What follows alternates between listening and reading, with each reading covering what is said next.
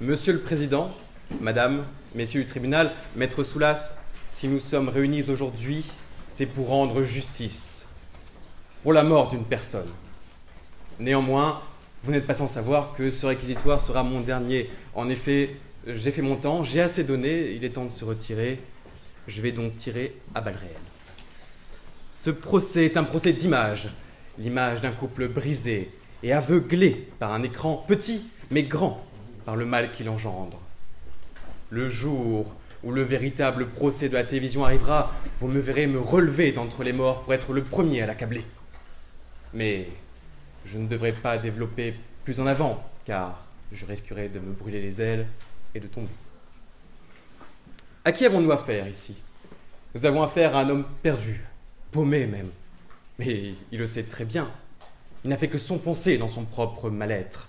C'est un enchaînement de circonstances qui a conduit à ce désastreux accident. Le prévenu n'a fait que s'enliser dans une spirale de situations à risque.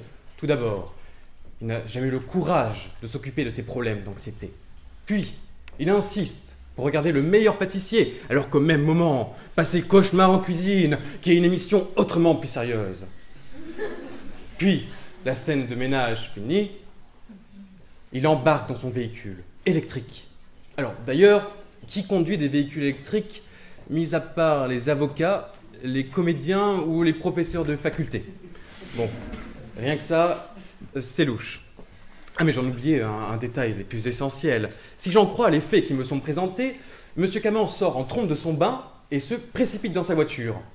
On peut donc légitimement supposer que M. Caman a pris la route dans son plus simple appareil. Alors, non pas que la conduite nue soit une mauvaise chose en soi, ne me faites pas dire ce que je n'ai pas dit, mais couplée avec du stress ou de l'excitation, elle peut entraîner des situations à risque. Je ne vous fais pas un dessin. Vous voyez donc quel individu se présente devant nous. C'est la chronique d'un drame annoncé. Ah mais j'en passais encore. Mais la partie la plus importante. Donc ce monsieur, nu vraisemblablement, encastre sa regrettée compagne et la télé qu'elle transportait.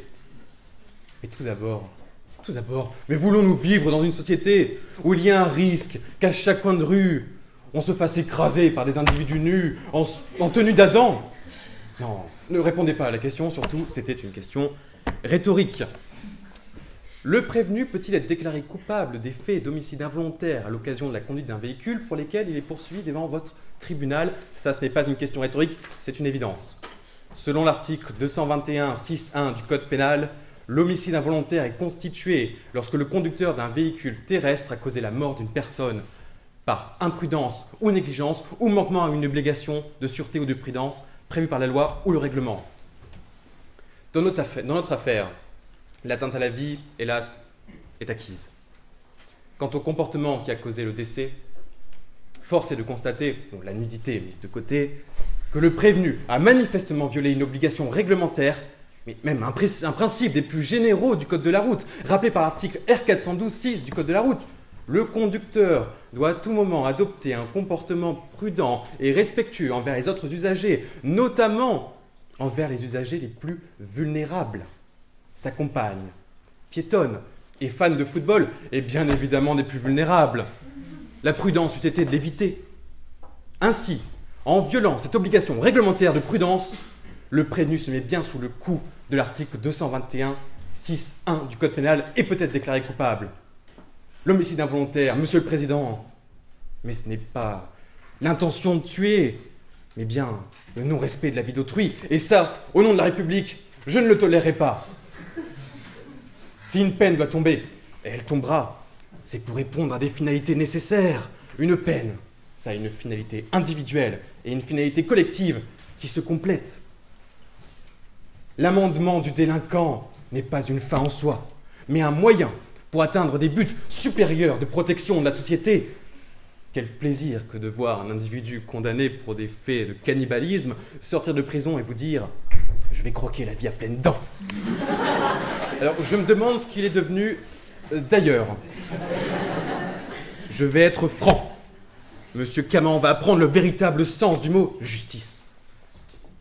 Et il apprendra dans son intérêt, car si ce n'est pas ce tribunal qui lui apprendra, ça sera un autre.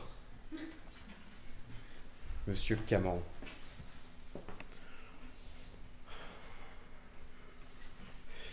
Oui, la justice est généreuse. Oui, la justice est compréhensive.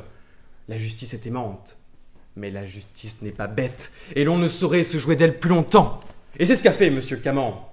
Mon mal vient d'ailleurs, nous dit-il. Eh bien non, moi je sais très bien d'où il vient son mal. Son mal, c'est la bêtise. Et lorsque la bêtise engendre des dommages, que dis-je, la mort, c'est là où il faut intervenir, ce que je n'hésiterai pas à faire une seule seconde.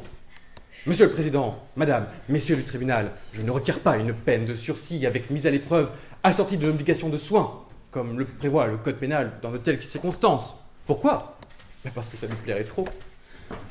Pour la garantie de l'ordre, pour la survie de notre sécurité sociale face au fléau de l'hypocondrie, je requiers la peine maximale. 5 ans d'emprisonnement ferme, 75 000 € d'amende et un retrait du permis de conduire pendant 5 ans. Alors vous me direz, il n'en aura pas l'usage pendant ces 5 ans.